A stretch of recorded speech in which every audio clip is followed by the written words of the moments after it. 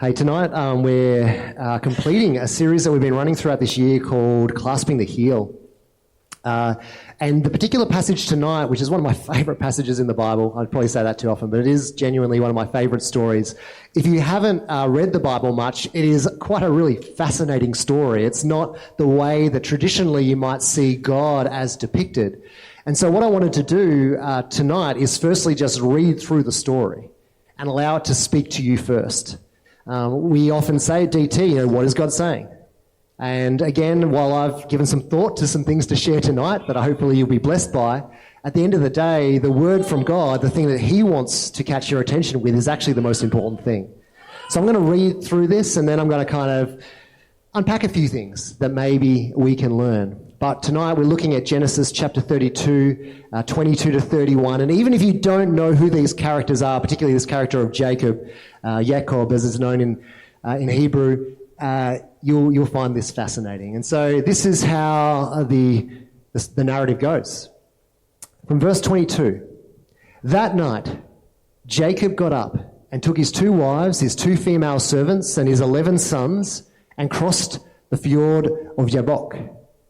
After he had sent them across the stream, he sent over all his possessions. So Jacob was left alone, and a man wrestled with him till daybreak. When the man saw that he could not overpower him, he touched the socket of Jacob's hip so that his hip was wrenched as he wrestled with the man. Then the man said, "Let me go, for it is daybreak." But Jacob replied, "I will not let you go unless you bless me." The man asked him, "What is your name?" "Jacob," he answered. Then the man said, "Your name will no longer be Jacob, but Israel, because you have struggled with God and with humans and have overcome." Jacob said, "Please tell me your name." But he replied, "Why do you ask my name?" Then he blessed him there. So Jacob called the place Peniel, saying, "It is because I saw God face to face, and yet my life was spared." The sun rose above him as he passed Peniel, and he was limping because of his hip. It's a really fascinating story on a whole number of levels. Cultural, in terms of like multiple wives, extended family. You've got this mysterious man wrestling with Jacob, this dialogue and interactions, these almost unfair kind of actions on behalf of the man. Like, what is going on here is a really, really great question to ask. I think about my own story and this idea of wrestling with faith, and a few moments kind of come to mind. I've got many, many moments, and I'm sure wherever you're at with faith, you'll have your own kind of wrestling with God moments. I remember when I was going through theological college, Bible college, and I would have been about 20 at the time, probably 19 actually. I was somewhat alone in terms of my age. There was a lot of other students who were a bit ahead of me, and particularly there was this cohort of guys who were probably about 5 or so years ahead of me who I really admired. They kind of took me under their wing, and so I felt really a part of this kind of community. And one night, having gone to Bible college and being kind of deconstructed, that's what happens, by the way. They kind of deconstruct before reconstructing. I was kind of in this state of deconstruction, but I was feeling pretty content because I had a lot of support around me. They said, "Hey, we're going out to this lecture from this guest speaker. We'd love for you to come." Anyway, and I did. I went out to this guest lecturer, and you don't have to know who this is, and that's totally fine. But his name was John Shelby Spong. And I went to this lecture, and this guy, he started talking about the Bible in a way that I'd never heard someone articulate the Bible before. He is known as a liberal Enlightenment theologian. And basically, if you think about what kind of conservative end of the spectrum is, and maybe what people might think about the Bible there, he was at completely the other end. He was this deeply academic kind of, he had this deeply academic approach to the Bible, which sounded so compelling and was so fascinating, and yet something inside of me started to scream, "This isn't right." And it was really weird because I was in this space full of a bunch of people who I trusted, and I'm not saying that they weren't feeling the tension either, so that that's their own journey.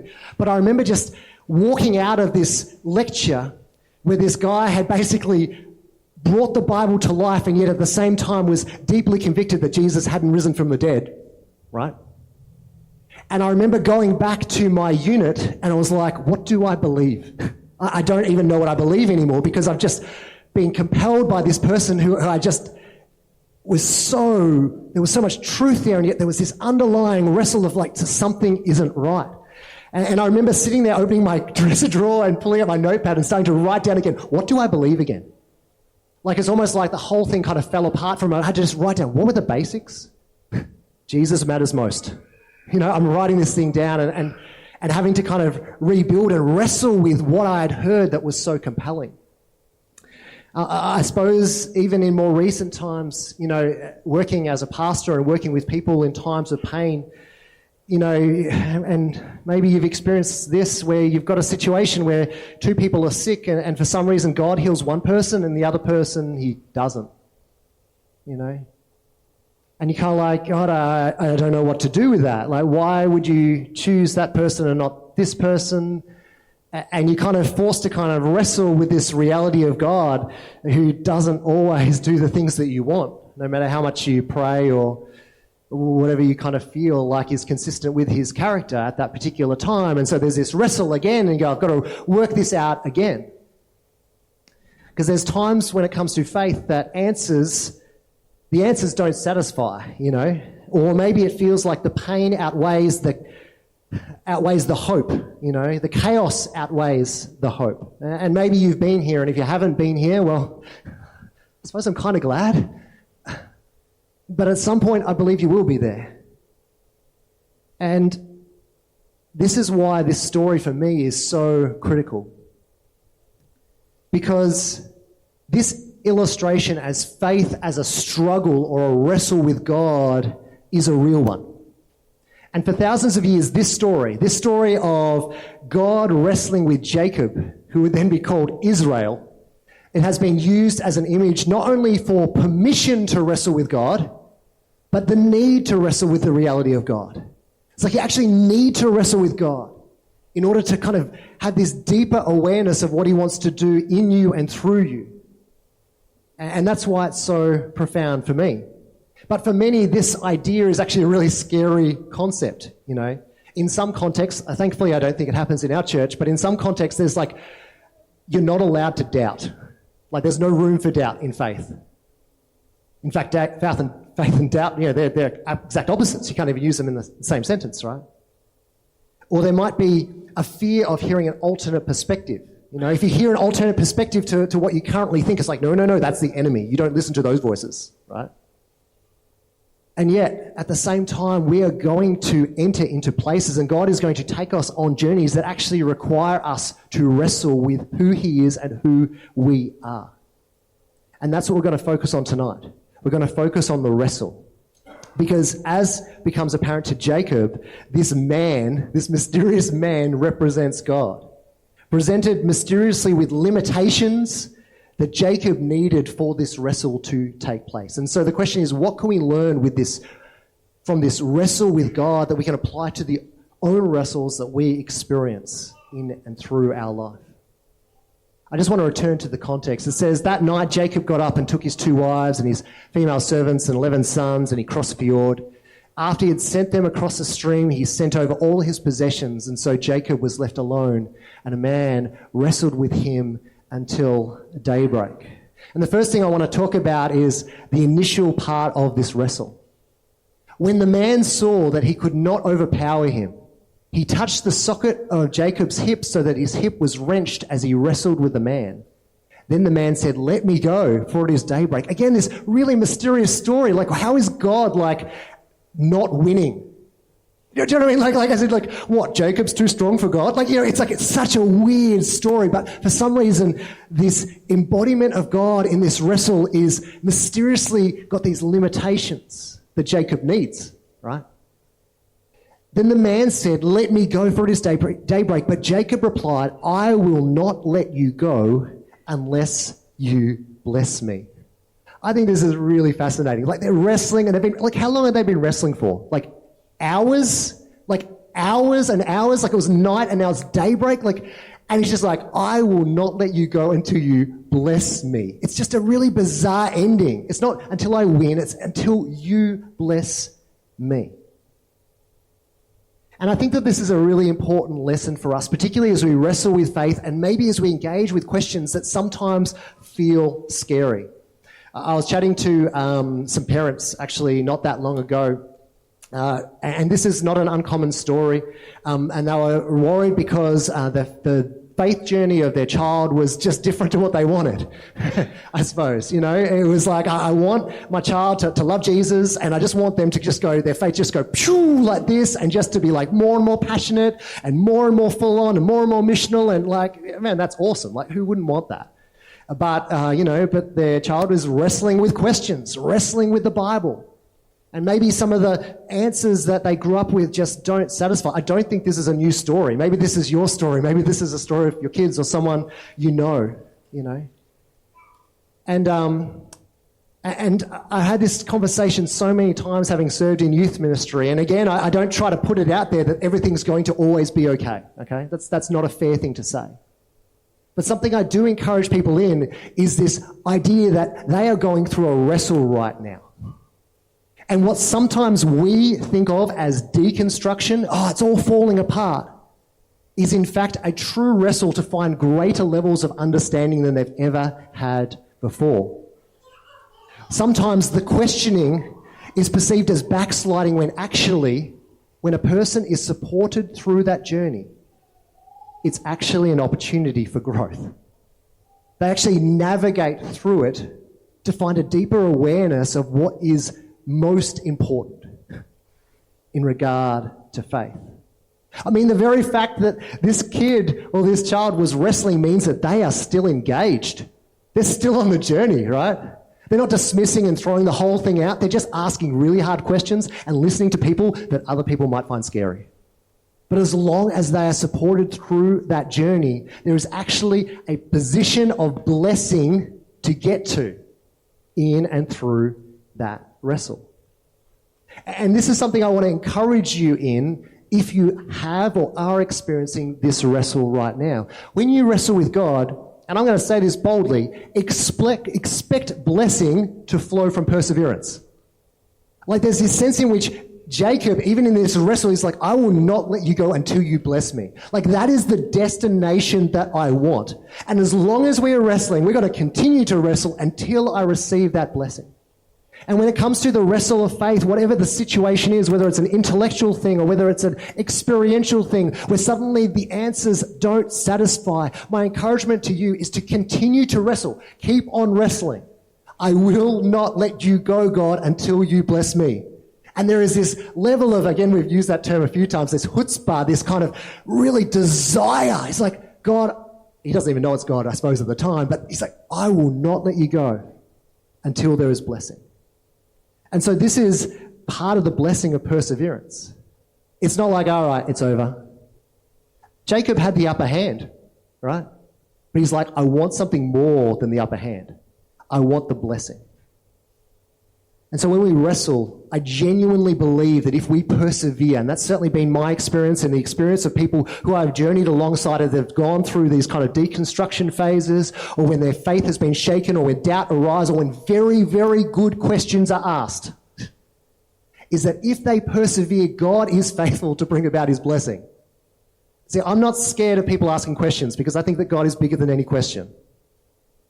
And so there's this sense in which I just want to encourage you, if this is your story, if you're journeying with someone, if they are wrestling, celebrate the wrestle. It's okay. The fact that you know about it means that you can support them through it. Expect blessing to flow from perseverance. Let's continue through this wrestle. The man asked him, what is your name? Again, what a bizarre little bit of dialogue. I've been wrestling with you for hours, but now I want to know who you are. Like, it's just so bizarre. Jacob, he answered. Then the man said, your name will no longer be Jacob, but Israel, because you have struggled with God and with humans and have overcome. You note the text note there, it says Israel probably means he struggles with God. From Sarah, that's like Israel, means to struggle, and El from God. Elohim, Beth El, house of God. El, anytime we see El, it means God. And so Israel means to struggle with God. So this is a really significant moment too. Because, of course, a name, especially in Hebrew tradition, doesn't just represent this is my identity marker. It represents trajectory. It's like my name represents where I am going, what I am doing, who I am becoming. And, of course, Jacob, this name, which means grasps the heel, also became a Jewish idiom for this phrase, he deceives. Jacob essentially means he deceives, which means if that is your name and that is your trajectory, it's not all that great. And yet if we know the story of Jacob up to this point, his whole life has been defined by deception. He steals his brother Esau's blessing through deceptive means. 2 times his father Isaac questions Jacob, who's dressed up as Esau, and says, "Who is it?" To which Jacob responds, "I am Esau, your eldest." He asks again, "Who are you? Are you Esau the eldest?" "Yes, I am." Jacob's whole journey has been about embracing a different name to himself. He has literally been the one who deceives. And yet in this wrestle with this man that turns out to be God, what does he respond with? He finally answers honestly. He finally says, "Jacob." Not Esau, not any other name. He's like, "I am who I am. I am Jacob." And as a result, what does the man do? He grants him a new name. And in doing so, he grants him a new mission. And this is what I want you to understand about the wrestle with God. When you wrestle with God, when you go through those times of questioning, of doubt, when the answers don't satisfy, when you actually wrestle with God, your true name is demanded of you. And what I mean by this is that we have to be really, really honest with God. God expects our full honesty. It's like, who are you? What is your story? Don't hold back. I want to see everything. And this is what God does. He demands our true name. What is your name as you wrestle? We can't pretend to be someone else. We can't lean into our parents' faith, or we can't lean into, the ethos of the church or whatever it might be. In that moment, we are the ones who are demanded. Gavin is my name. I'm not so-and-so's, subject to that pastor. I'm not Gavin of the Baptists, and so therefore it's the Baptists who are under fire. No, this is me. I am under the spotlight. I am the one wrestling with you, God. And that's what God wants. What's fascinating is we see in verse 28, I think we're going to see it here. No, we're going to go back here. The man said, "Your name will no longer be Jacob, but Israel, because you have struggled with God and with humans and have overcome." Now, there's only one person who has the authority to give a new name. In the text leading up to this point, the only person who has the authority to give a new name is God.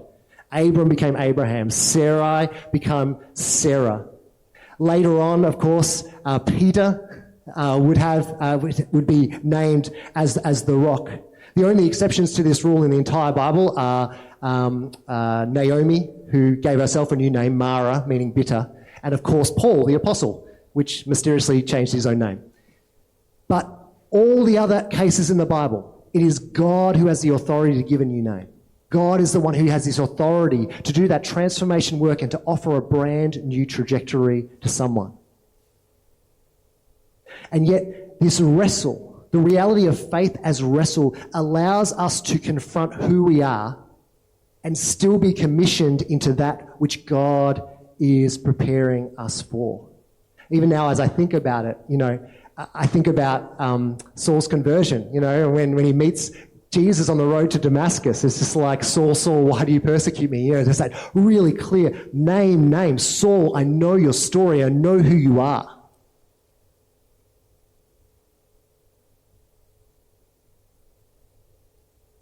And so the wrestle that maybe you've experienced, or maybe you will journey with someone experiencing, or maybe it is yet to come, it already in this incredible story, it illustrates these profound truths.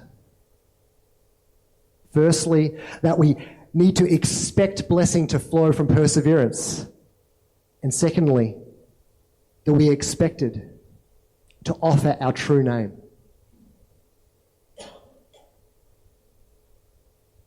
But there's one more thing that I want to identify before we come full circle. Genesis 32:29, Jacob said, "Please tell me your name."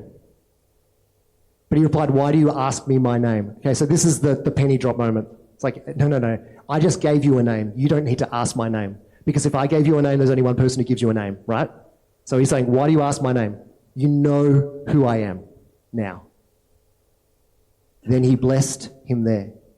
So Jacob called the place Peniel, which means face of God, right? So that's the penny drop moment. What's your name? You already know. Saying it is because I saw God face to face and yet my life was spared. The sun rose above him as he passed Peniel and he was limping because of his hip. And I've used this illustration many, many times, and the rabbis as well, but it's really important to understand that when you wrestle with God, you walk away limping. When you wrestle with God, you will walk away limping in some form. You will not be the person you were before. When you wrestle with God, you can't walk away unchanged, because the limp is the evidence of your willingness to not let go. Right? That's what the wrestle was. He was overpowering this man. The man couldn't stop it, so he touched his hip, and his hip was injured. The limp is evidence of perseverance. And I don't know about you, I feel like I can tell when Christians are walking with a limp. You know, there's people who I know, and people in this room, right, who have suffered immense pain and yet still trust God. And they're walking with a limp. And it's not this flippant, I'm still just going to trust God anyway. Like, they have done the wrestle. They have prayed, they have wrestled with why, and they've asked all the questions that they could muster. And yet they've come out on top and they've seen God as being faithful. Maybe he's even given them a new name to an extent. But they walk with a limp. Some people who I know who walk around with a limp, they've like, in that brain level, they've been like theologically challenged. It's like, I've got to the end of my understanding of who God is. I know my limitations. I know what I can know, and I know what I cannot know. And yet, they still walk with this profound sense of humility. It's like, I don't pretend like I know everything. I just know what matters most. And in these areas that I still wrestle with, still a wrestle, there's still pain. There's this profound sense of humility there. Of course, these are the people, when we are wrestling with God, are the people we want in our court. They're the people we want beside us.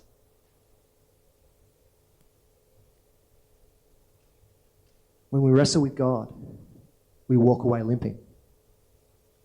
When you wrestle with God, we ought to expect blessing to flow from perseverance. I will not let go until you bless me. When we wrestle with God, your true name will be demanded. What is your name? And when you wrestle with God, you will walk away limping. And my question, I suppose, for us to personally reflect on tonight is, are you okay with this?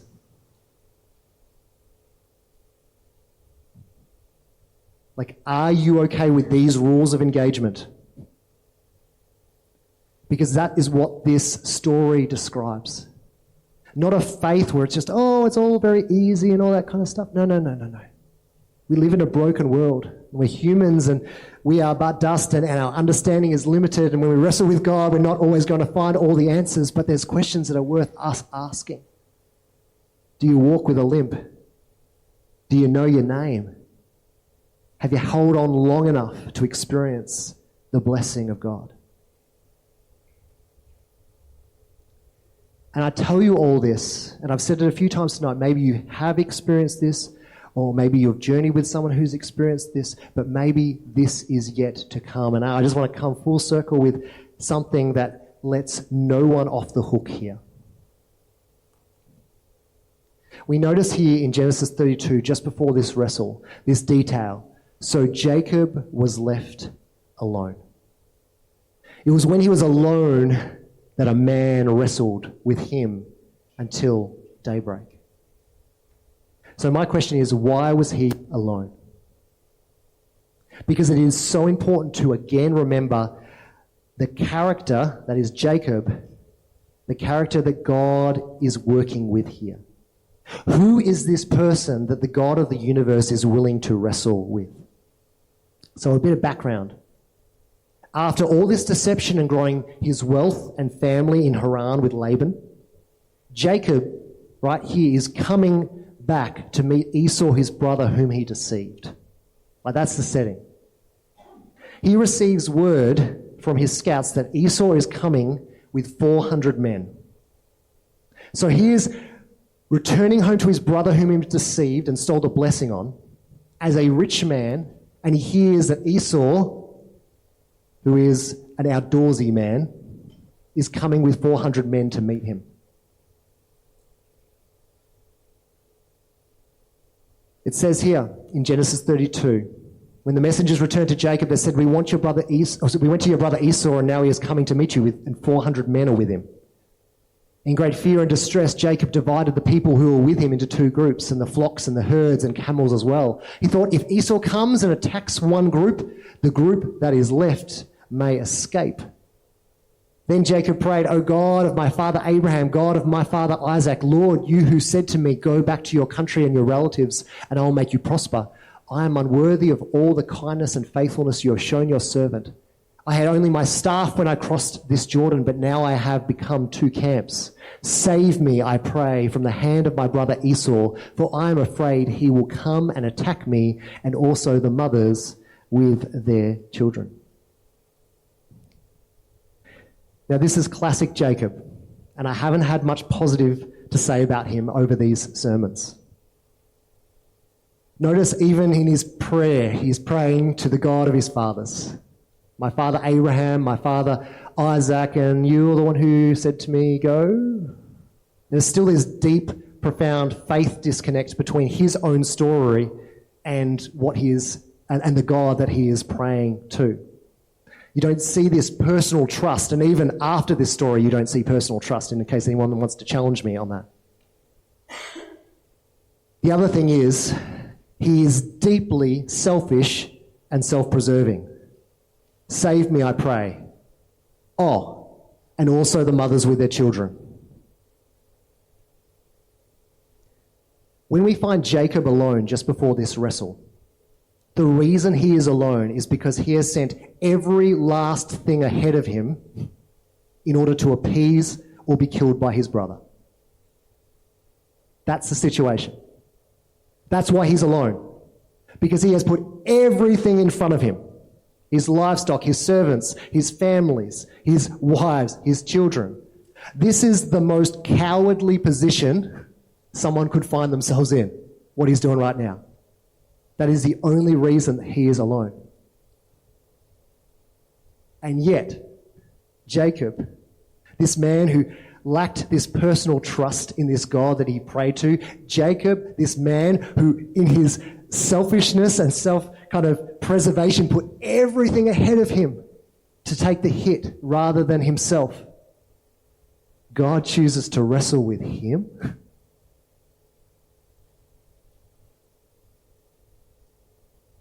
Be prepared. God will initiate a wrestle with anyone. With anyone. You see, the wrestle with God isn't reserved for those who are like theologically astute in the academics, or the ones who have it all together, or somebody who somehow is worthy of God's time. No. This story shows us that no one is disqualified from a wrestle with God. Even Jacob, in his most cowardly position, still needs to wrestle with God. Any age, any level of faith. If God is willing to wrestle with Jacob, he's willing to wrestle with you. He wants you to wrestle with him so that you will receive blessing. He wants to wrestle with the true you, your name, so that he can commission you for the purposes that he has for you.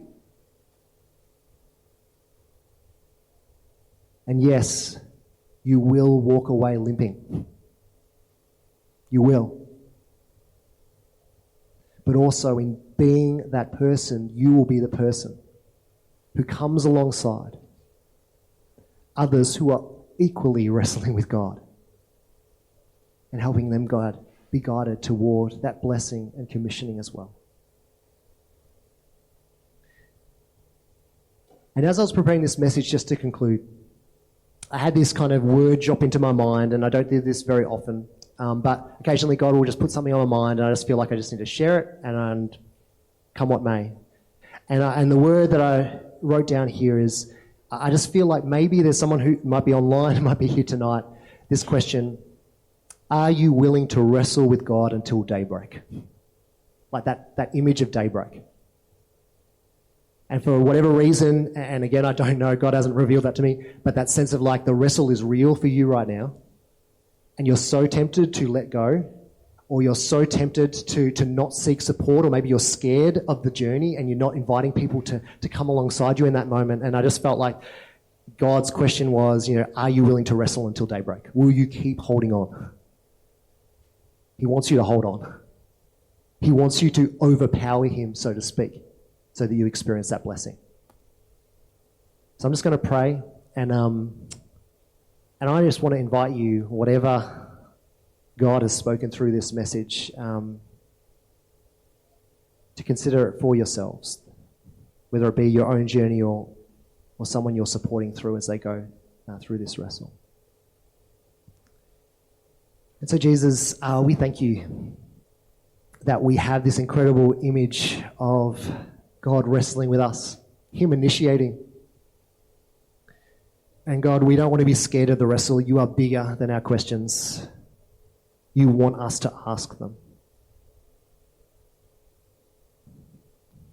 You are more true than our theories and ideologies and intellect. Help us to know our limitations.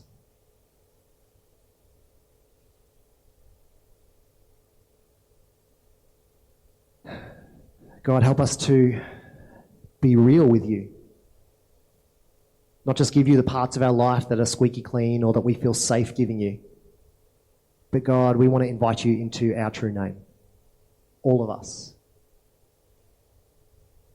So that you can love us, show grace toward us, and empower us to be the people that you created us to be. And God, over all these things, I pray for perseverance. I pray that we would hold on tightly, that we wouldn't be afraid. And as a result, may there be more Christians walking with a limp, a great limp, as a demonstration of a willingness to go there.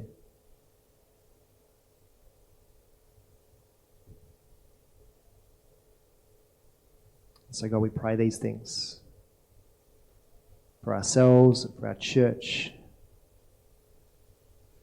for the journeys of all those around us, whether they call themselves Christian or not. Amen.